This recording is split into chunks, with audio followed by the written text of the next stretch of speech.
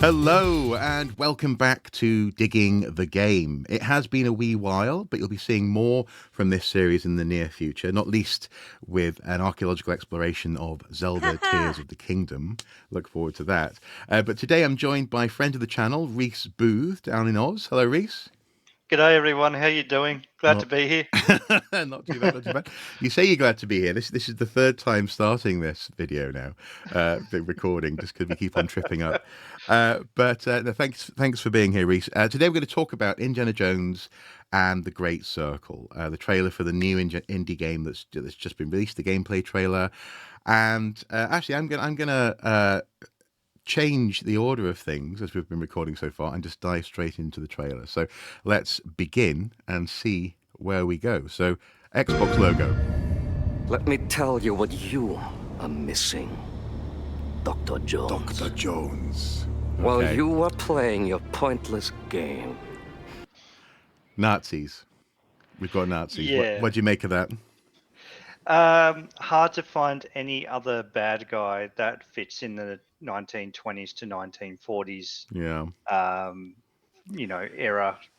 Yeah, and I suppose this is the era that they've chosen. But do you think that they've chosen this era because it's hard to put him elsewhere in his timeline and have? Let's face it, in a computer game, you've got to populate levels with bad guys. You've got to have bad guys that are like Goombas in Mario that you don't feel too bad about killing or kicking off a roof or something. Yeah. Is that the reason? Because like in Crystal Skull, the Soviets I don't think worked terribly well, and these days that's a bit on the nose. And what else are you going to do? I mean, as you were saying in a previous recording, is he going to mow through a native population in South America? Like, that's a bit much as well, isn't it? It's one of those things. Like, I mean, one of the things that like did come to mind though is like you do have those like South American dictatorships around that same time, and banana republics and stuff like that. Yeah. I mean, people probably wouldn't feel too bad about going through like other fascist regimes. Like, I mean, take Spain. You know, you've got Franco. things like that. So it's just one of those things where, in a game you have to divorce yourself from the reality a bit.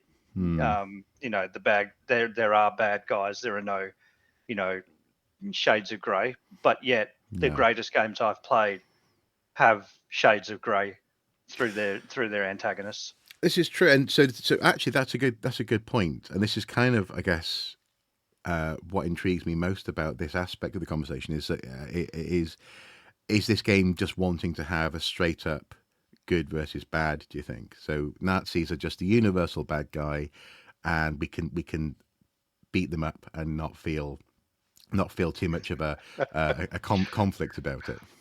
Yeah, I think it's pretty easy these days to do that. I mean, you'd be struggling to find other people that you can kind of point out that aren't necessarily like maybe from a fantasy background or some, fake totalitarian society, etc. This is true. I think you say it's pretty easy these days. It's not as easy as it was when I was a kid to diss the Nazis.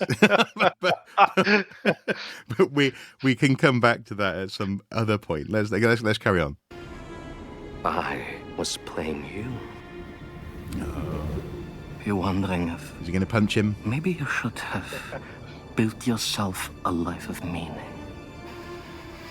Instead of ending up here, dead and forgotten in the sands of Africa. Now, do you think he's already punched him in the face? Oh yeah, definitely. Something's happened there. I think there's a bit of something going on. What I really find interesting about this character is it's two things. It's the quintessential Nazi scientist.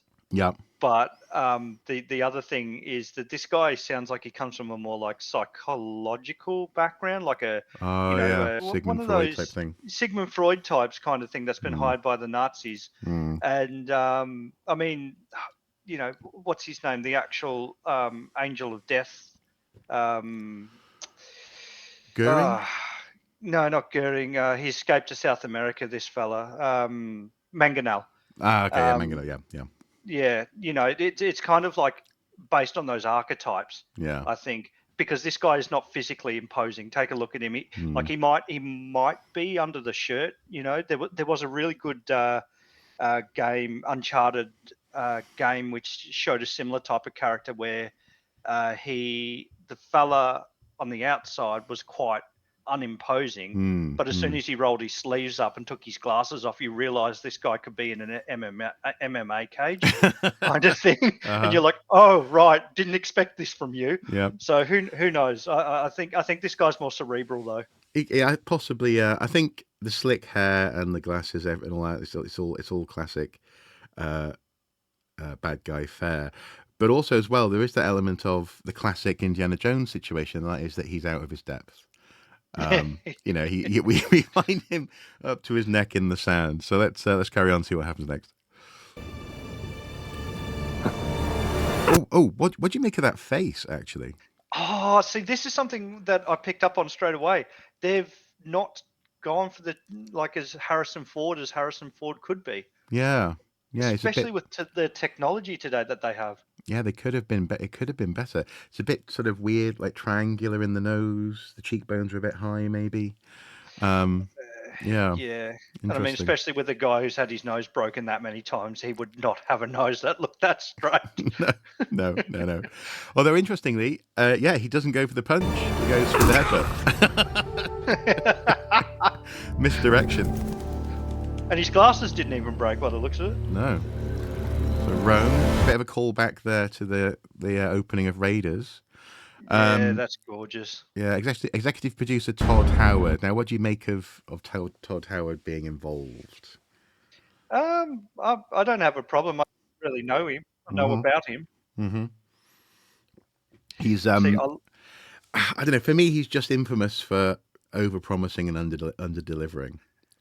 Which, I mean, we've got 6 years of waiting from when this game was first introduced to now, so maybe hopefully that's the worst of it. But I'm just looking like at some of the scenes here that we've gone through already. You can see, you know, this is looking very Vatican archives type. So yeah, this is I think this is the castle. Is it San Dell'Angelo? The Castle of Angels, just up from the Vatican in Rome, I think.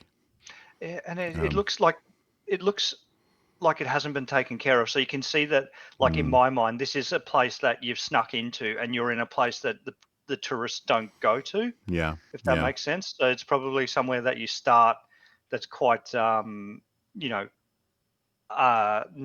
seen off the beaten path. People. Yeah. And then, of course, we have the classic font from the movies, which is really, really nice. A really nice touch. Very welcome. What is that? A camera? It's a camera. It's an old 19. I think that's like a 1930s. I want to say. Oh yeah. I think it's hard to tell because I don't know much about cameras, but I've seen things like that in antique stores. I think documentation. Yeah, and this is something that they did say about this game in particular. There are going to be places and times where, you're going to have to run and gun and try to get through the bad guys. But the vast majority of the game apparently is meant to be traps and puzzles. Brilliant. Which is kind of like turning, I suppose, the more recent Uncharted and Tomb Raider series on their head a little bit because you know they were mostly run and gun and action, but they did have some puzzles, whereas I think this is kind of turning that on their head and doing it the opposite. Yeah, and it makes sense because I mean, Indy's one guy sneaking into these places, going behind enemy lines or into obscure places, and people aren't necessarily going to know he's there immediately. And he gets some time to actually do some recording, maybe, God forbid, make a record or two. Wouldn't that be amazing? Myths. History. Oh, so what do you make of this then? Everything's quite bronze. Yeah.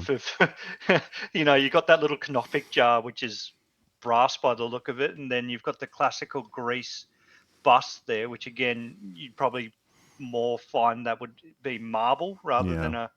So, and then there's other bits and pieces there that instantly recognizable as like Rosetta Stone type Yeah, tablets, not dissimilar to the Tablets. tablet that Donovan has at the beginning of Crusaders.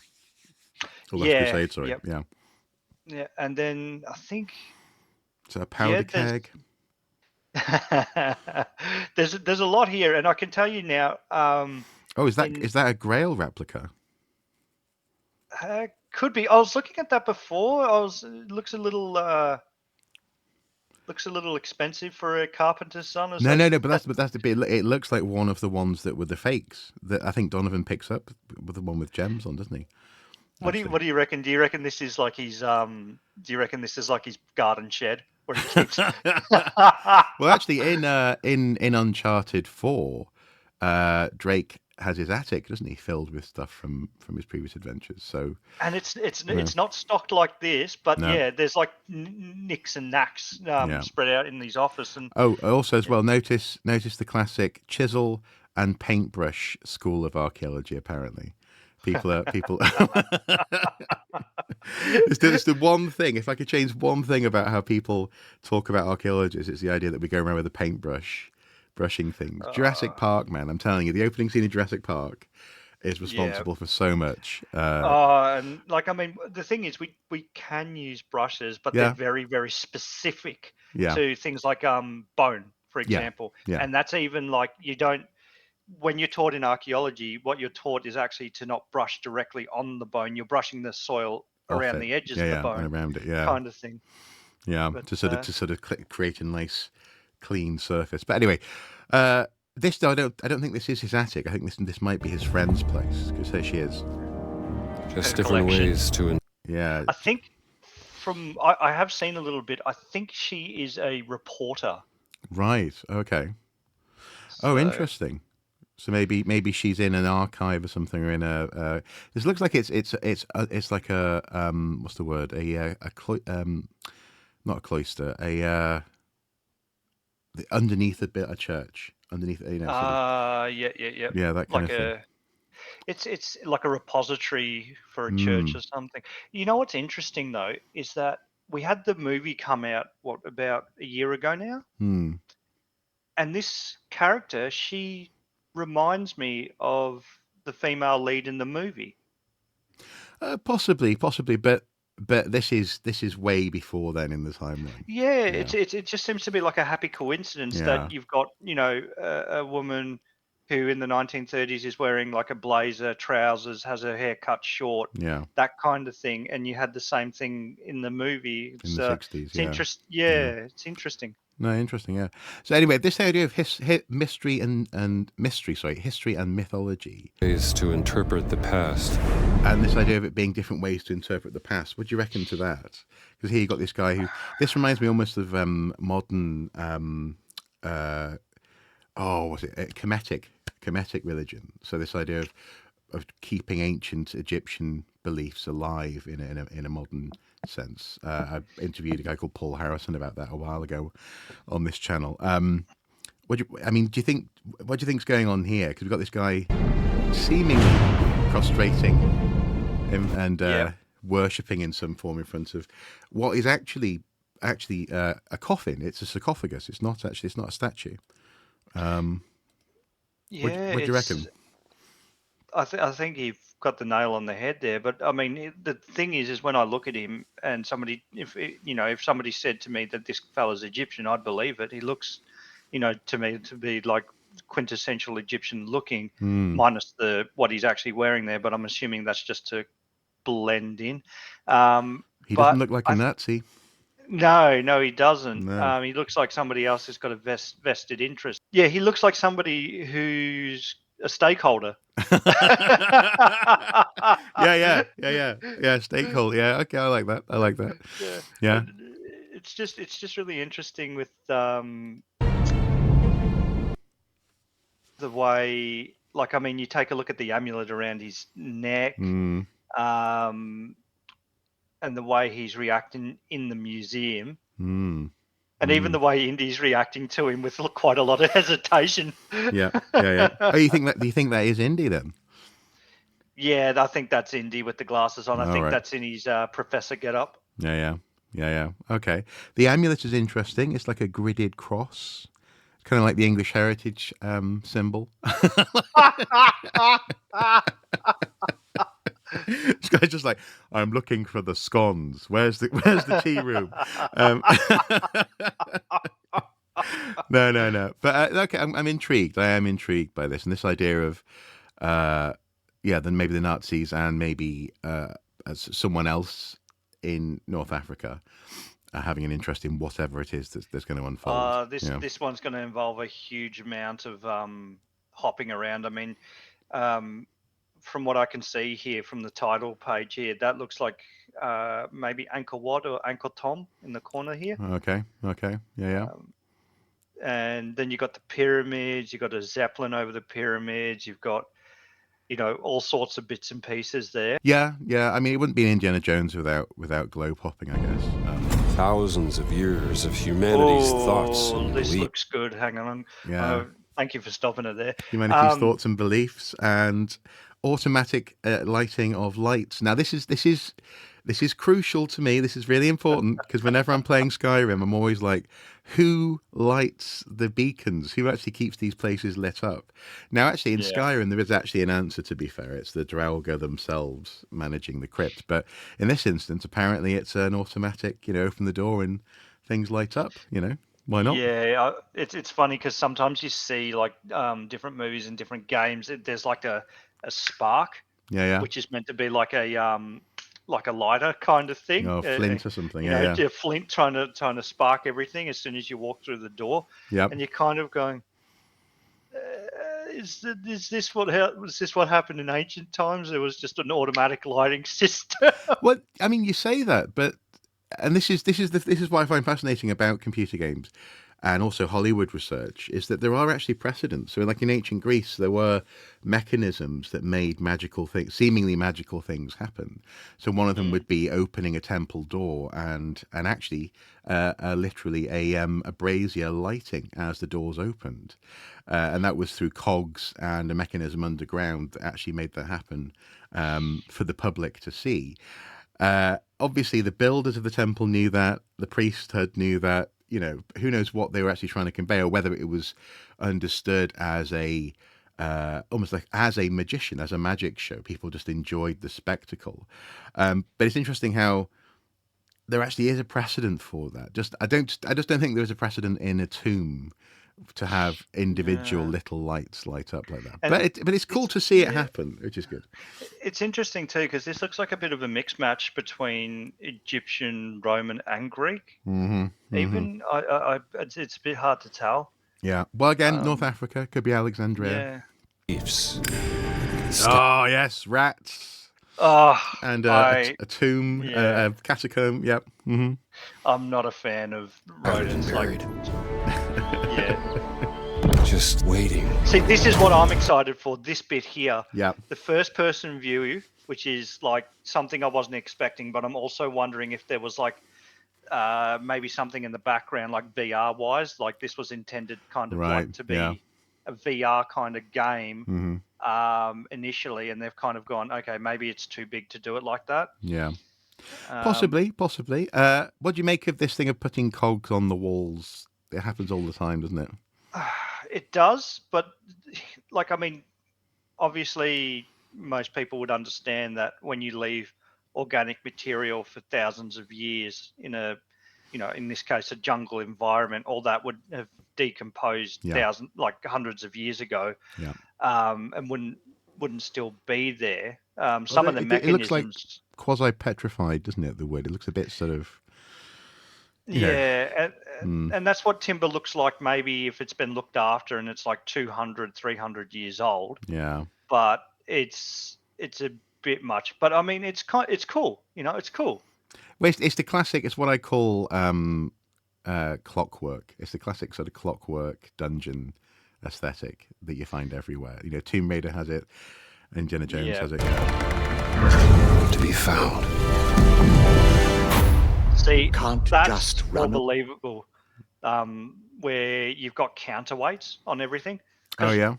Ancient societies did use counterweights a lot for different different things. And we're not talking about the average person and their front door kind of kind of thing. We're talking about, To be bars, found. temples, that kind of thing. Yeah. And like, just openings and stuff. They would need very large doors, need counterweights. You can ask, people these days, how do you open Ask a the very large door large. people. Yeah. There's usually a counterweight. You can't just run away from your problems, Indiana. Marcus Brody. Yeah, Marcus Brody. Watch me. That I loved that. When he said that, I thought I knew what Indy would say. I knew he was going to say, "Watch me." I wonder what the problems are going to be, though. I'm curious about his personal home problems. Maybe he's got a mortgage issue. Maybe his dad is on his back. It's been really interesting watching like the Indiana Jones movies right to the end here, because you go from this guy when you first see his house and when Marcus Brody comes to visit him, it looks like a 4 bedroom, quite nice suburban house, and he's got like the libraries in the chinos and the dressing gown. But then was it the 1960s kind of thing? He's in a 2-bedroom apartment in Queens type thing. It's really interesting to watch that development.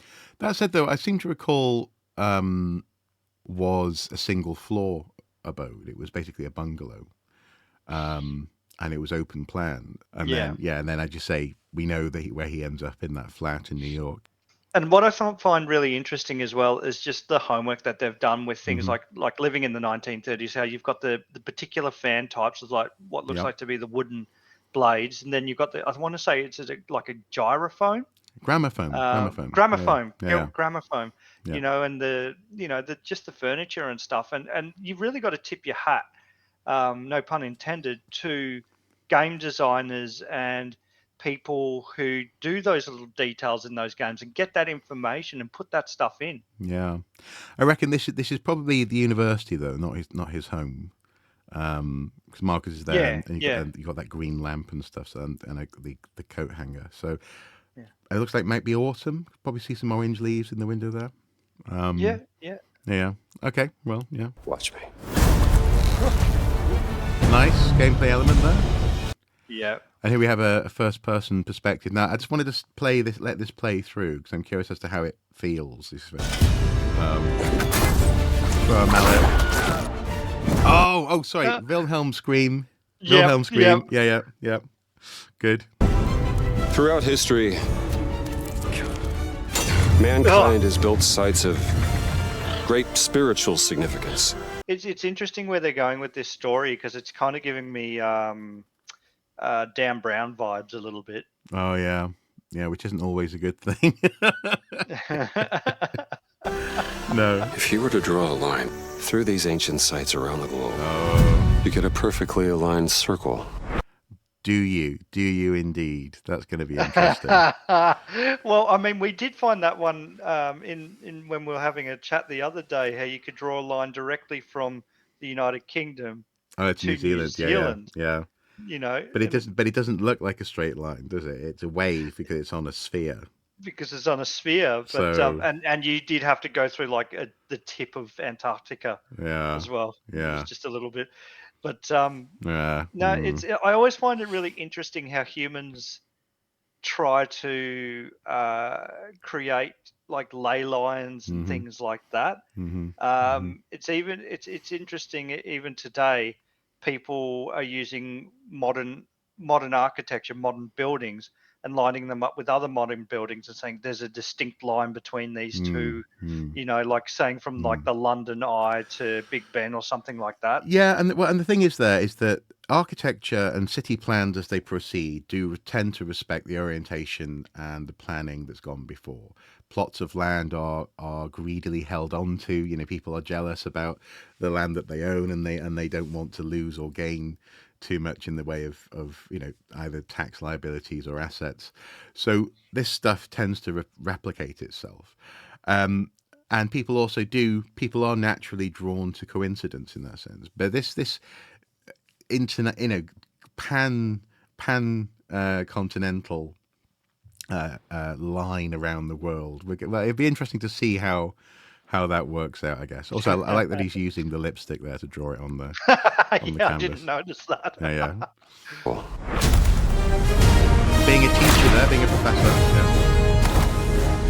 Now that's interesting because that looks as though you go from a third-person swing Yeah, to into a first view. person. So he swings off a zeppelin, I guess, or maybe a water tower.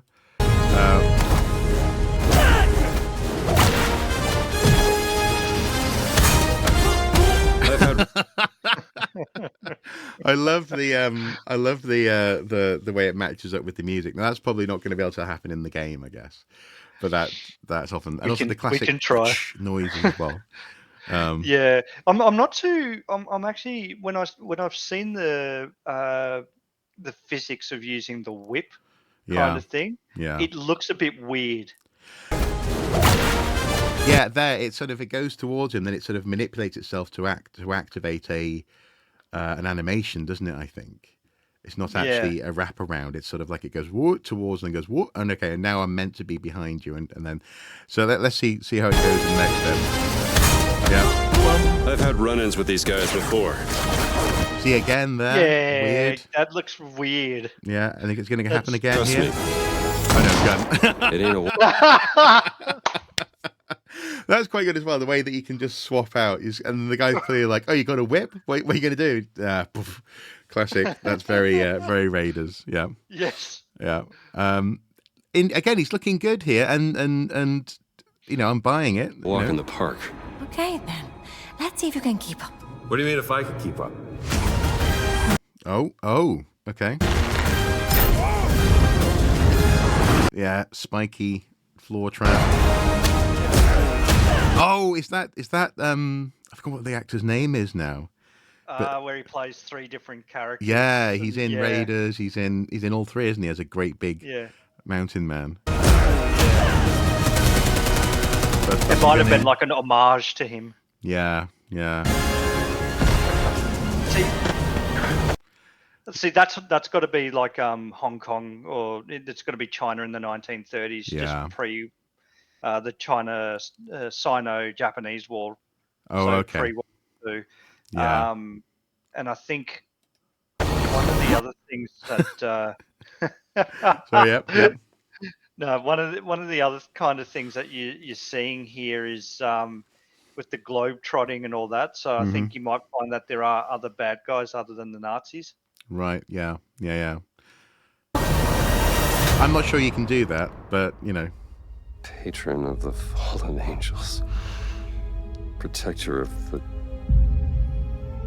Circulimani. The Great Circle. Nice. Okay. Actually, can we go back to that bit where you see him in the back of the plane? I think it was. This has me there. This has me a little worried because it's one of those things that I remember playing games like Medal of Honor, when Medal of Honor had just come out, and you literally had, you get to this point, there'd be a machine gun set up, and you take out the entire, Japanese or all the Luftwaffe kind of thing on your own, and infinite ammo. Kind of, this looks like that, and that has me a bit worried because I thought we were past that kind of thing, Yeah. I mean, very briefly, I think you're right about this possibly being Hong Kong. You got some English text along with Chinese text down the bottom there at the left. Yeah, I think you're right. This has me. This is the only thing about this game that has me a bit concerned is the swapping between perspectives. And then also set pieces like this, where like sometimes you'll have a game that just throws in a top-down driving section randomly, or that throws in a mini game for some reason or whatever. It doesn't really actually integrate it into the experience. I'm hoping this just doesn't feel like, oh well, this will be cool. Let's put this, because I don't know. It makes me think of like Resident Evil 5, for example, where suddenly you're on the back of a truck and you're shooting at guys on motorbikes. Feels nothing like the entire rest of the game. I'm a bit anxious about that. Yeah. But also, what do you make of speaking of just popping back for a second? What do you make of here? It goes first person to third person, Yeah. and seemingly happens seamlessly. And I'm wondering how that's going to work, if you know what I mean, how that's going to feel. Because is this a cutscene? Yes. Is there going to be a Yeah. load between those two actions? Unless they've strung that together quite cleverly to make it seem seamless, that looks like it's all one thing, and then it Yeah. goes into one scene. Yeah, it's interesting. It's funny because I was just watching a game that I'd played years ago called The Order 1886, and that's a game that didn't get Werewolves much in fan. London, isn't it?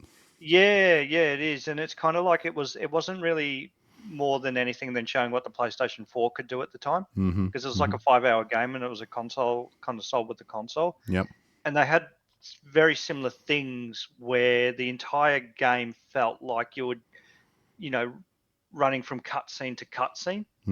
And the fights were literally press the triangle button to strike at a particular time. So the entire fights that you were having with individuals were already planned out in a cutscene. Yeah. So it's almost like a structured narrative experience for you that you're just. It's like almost like a playable book story. Yes, exactly right. Yeah. Exactly right. And I think this may have elements of that in it potentially. Which I just hope, because this feels very visceral by comparison. This I don't think is going to be like a press triangle to block at the right time. Hopefully, it's going to be a bit more.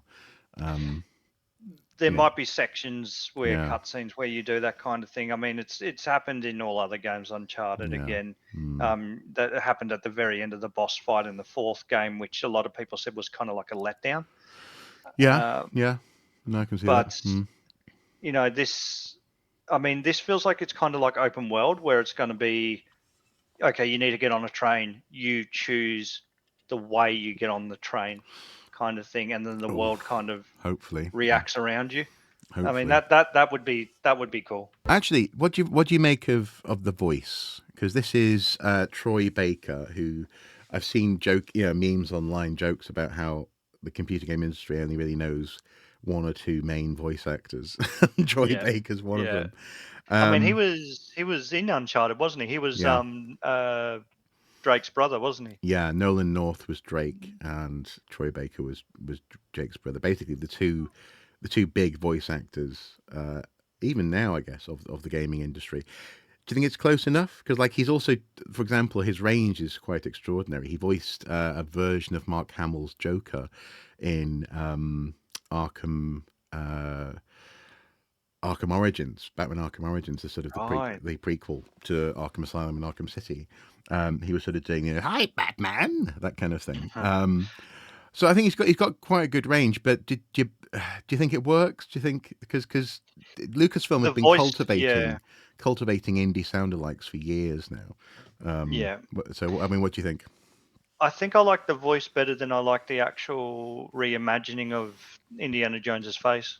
If I'm being honest. I mean, you kind of see aspects of Harrison Ford in it, but I think they're trying to, and I have my suspicions, but I think they're trying to move Indiana away from Harrison Ford a little bit here, which obviously Harrison Ford said no one plays this guy except for me after I pass, which is like, I understand, but when the juggernaut of Hollywood wants something, they want something. Well, possibly. I mean, and actually, if you put a side by side, like the IMDb picture for Troy Baker, I've just got on my phone here, side by side, his nose is actually much more similar to the nose that we see on screen. So maybe they were using Troy Baker's face as a capture, as well. And I think in this way that I think they just might be moving away from Harrison Ford a little bit, just so that it does have a bit more longevity to it. Because you won't be able to, like, I suppose with the technology these days, you don't necessarily need the actor. You can just do all your magic behind the scenes. But maybe they wanted him to look more like a everyman, rather than a recognizable actor. I mean, just the hair. It's still obviously based on Harrison Ford's face, I think. Yeah. But it's just, I see what you mean. It's moving away from it a little bit. The Great Circle. Oh,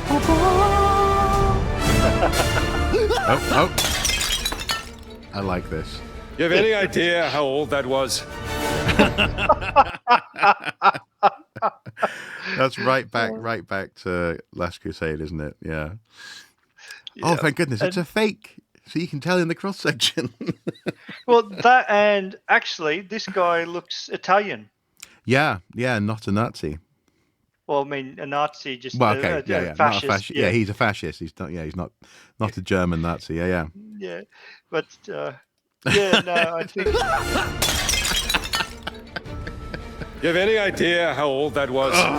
He's so gutted.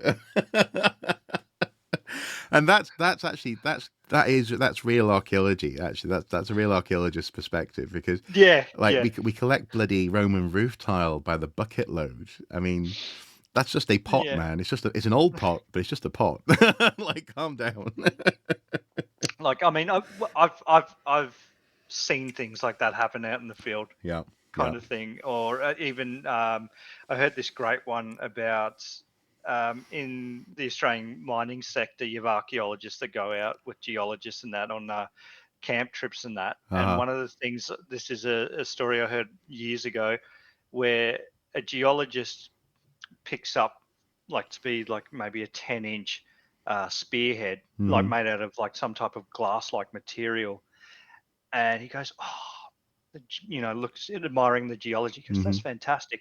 Gets his little pickaxe and just pop, breaks it in half so he can look down the core of it in front of an archaeologist who basically spear tackled him. Oh my god! Yeah, that would be horrible. Yeah, that would be horrific. You're like, oh, he's admiring the craftsmanship. How wonderful! He's like, no, he's admiring. Game Pass, Xbox Series X/S, PC, via Steam. I'm probably going to have to get it. Yeah, oh, there you go. It was still going. Yeah. I'm looking forward to playing this. Like, unfortunately, I've got a bit of an operation that's going to take me quite some time to get over afterwards, and this is one of those things, like, on the other side of that, which I'm really looking forward to doing. Yeah. So it's for me, it's something to kind of look forward to in maybe the next 3 to 6 months. No, definitely. I mean, obviously, without going into details on that, that's it. It's going to be an interesting time for you in the next few weeks and months. But actually, I just noticed here he does swing off an air, but this is in Rome, or in Italy at least, and then it transitions to him swinging off a water tower. Yeah.